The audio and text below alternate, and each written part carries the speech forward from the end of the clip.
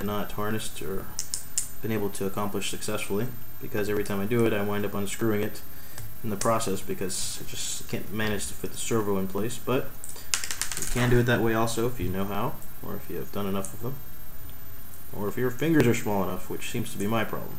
Again, this is a kit that is going to require a lot of your hand, a lot of work with your hands, small pieces, things of that nature. So we've gone ahead and done that. So what I'm going to start doing now is I'm going to fix the other leg that I put in incorrectly. I'm going to move these screws out of the way.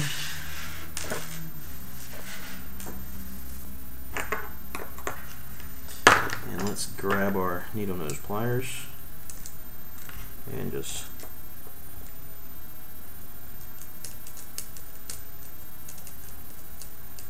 okay, so that's one out. Now the second one.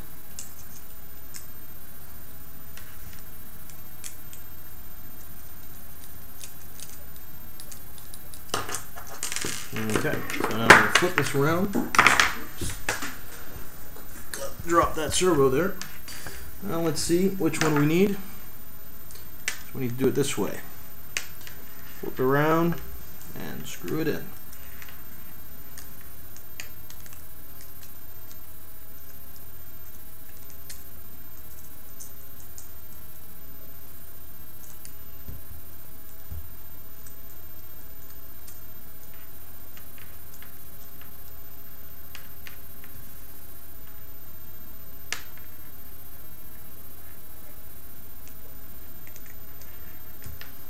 Right.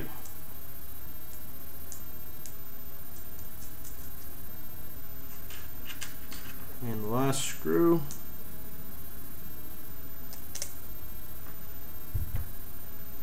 Now, one thing I'm noticing right away, the servo cable gets in the way every single time. So, it might be a good idea to hold on to it. So let me just kind of quickly check to make sure I have all these done right. A lot of cables here, so it's going to be very important to stay neat. Okay, so these are all correct. Next part is I'm going to go ahead and tighten these all up.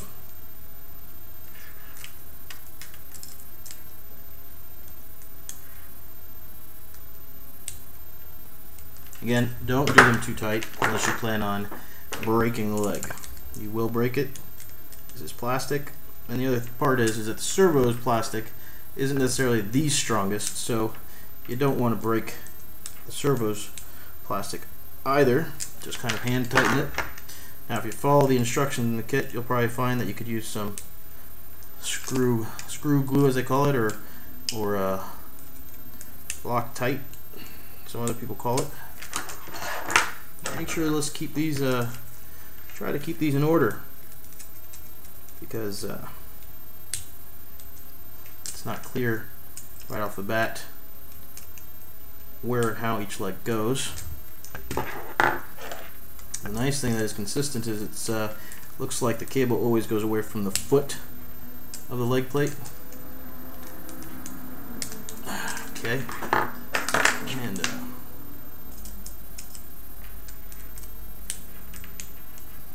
the important thing is always make sure you have enough lighting. Alright, so those are all plugged in now. Step 2 actually says adjust the servos to the central point. Now I would recommend doing that. What I'm going to go ahead and do is I'm going to kind of skip that step for now, knowing that, and let me see what's next in line.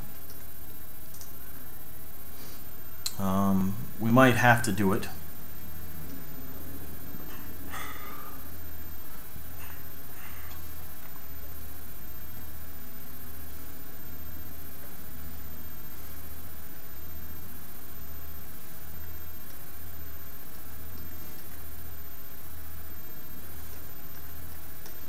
Okay, knowing that this is a complex hexapod, what we're going to do is we're going to do step 2. We're not going to skip it.